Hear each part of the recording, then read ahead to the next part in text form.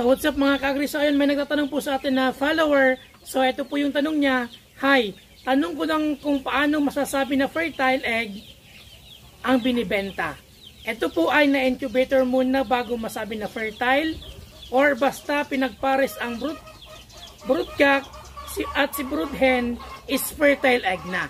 So ayun, hindi po yun ganun kadali lamang ang sagot ko po sa ating follower at sa iba pong nagtatanong at meron po tanong sa isip na pag pinagpares mo pa ang broodcock at ang broodhen, fertile egg na agad. So marami pong proseso at hindi pong madali ang pag-breed ng mga manok, lalong-lalo na po kung ito ay panabong dahil na-try ko na rin mag-breed ng panabong. So unang-una po dapat monthly meron tayong tinatawag na basic reset sa ating mga broodhen at mga broodcock. Paano ba ginagawa ang basic reset sa ating mga alaga or mga breeders? So una po, ako ang ginagawa ko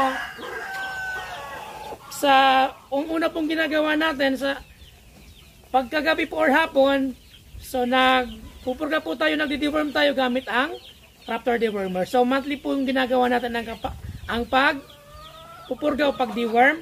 At pagkatapos po nating magpurga sa hapon or sa gabi, ang sunod po natin gagawin ay pagka umaga na po ay magpaligo ng Triple X shampoo, syempre produkto ng Battlecock. At pagkatapos po nating makapagpaligo, yun, bigyan na po tayo ng ating pang-bacterial flushing na Primoxal 550. So for 3 days po ang pagbibigay ng Primoxal 550 bilang bacterial flushing sa ating mga manok. At pagkatapos po ng 3 araw na pagbibigay ng Primoxal 550 sa conditioning, then ayun po, doon na tayo magbibigay ng Bitmin Pro 357 sa ating mga breeders. So ang practice ko po, ang pagbibigay ko po ng Bitmin Pro 357 ay thrice a week.